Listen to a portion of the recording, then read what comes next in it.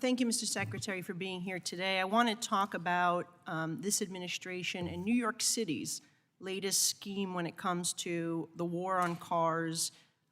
This is a pure cash grab, and it is the congestion pricing plan that was passed by the New York State Legislature and signed by our governor and supported by the mayor. But I'm certainly opposed, and I think that this is simply, to try to impose a $35 fee, potentially, to connect, to drive within your own city. It's just completely outrageous, and it adds to why New York is such a high tax state, not only dealing with the high gas prices, the highest probably among, one of the highest in the nation, but high tolls.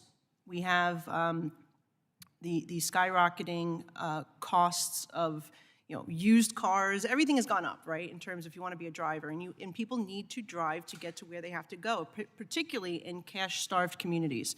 In New York City, we also have speed cameras. You name it, we have it, if it's going to collect cash, unfortunately. But this is what I seem to believe is another cash grab by our city and our state. It is going to be the first in the nation. Okay, and with that, I understand that also the Federal Highway Administration has responsibility to oversee an environmental assessment or an environmental impact statement. I believe, being that it is going to be the first of the nation, we have a responsibility to do our due diligence, and we should be conducting an environmental impact statement versus a simple assessment. Can you please talk a little bit more about, will you be requiring the MTA and New York City to be conducting a full and thorough EIS, as well as it should be an economic impact study as well? Well, our responsibility is to make sure that a project that comes forward with local sponsorship and interest, like the congestion pricing project, meets all federal legal requirements, including under NEPA. I can't say here whether, based on just sitting here, all of the things that go into the determination of whether it's the EA track or the full EIS. But what I can say is that our department will bring its best judgment to making sure that, that it goes through the appropriate process. And our role is to make sure that all of those federal hurdles are responsibly met, but recognizing and respecting that ultimately this is a local policy choice.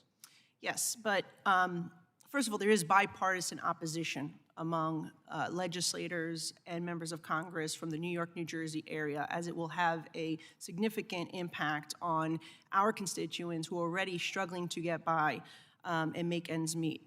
Now, with earlier this year, the MTA chief executive, Janno Lieber, said in an interview that the FHA told her that they were going to fast-track the environmental process. Can you make a commitment that you will require an environmental impact study, a full and thorough review, being that this is the first in the nation program that is, I don't want my constituents to be guinea pigs. We need to do this right. I believe that we shouldn't be doing it at all. But if you're going to do it, at least do the due diligence in making sure that we are, dotting our I's, crossing our T's, and seeing what the actual impact will be on businesses, on the surrounding community, on the residents that live in the central district, but also the other residents of the city from the outer boroughs that have to commute in. I can commit to you that the review will be proper and thorough. No unnecessary delays, but no cut corners either. Will you do an environmental impact study, though, a complete study, not just an assessment? That's really the question. The legal determination about whether it falls into an EA or an EIS is not one that I want to make sitting here. But I can tell you that the review, either way, will be proper and thorough on our part. Well, if it's going to be proper and thorough, then that would be the EIS. I think that anyone looking at this as an observer. But let's move on to the public comments. How are you going to make sure that the public knows that this process is fair, that it's transparent, and it's not coming at a predisposed arrival at a determination already? Well, again, our role here is procedural. It has to do with making sure that the process has been met, not preempting a local decision about what the right policy is.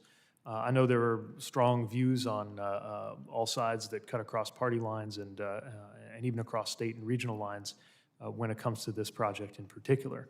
But we recognize that the state and local role is distinct from the federal role, Ours is to make sure there's transparency and thoroughness. Okay. it Lastly, comes to the the Federal Highway Authority Administration required MTA to answer 430 technical questions after they submitted their draft of the EA. These have not been made public or made available to Congress. Can you share those questions and answers that you received with the public? I'll look into the right process for getting those out. All right, well, if we believe in transparency, we want to make sure we get that information out to the public domain. So I'd appreciate your assistance with that. And my time has run out. Thank you. Thanks. Gentlewoman's time has expired. I recognize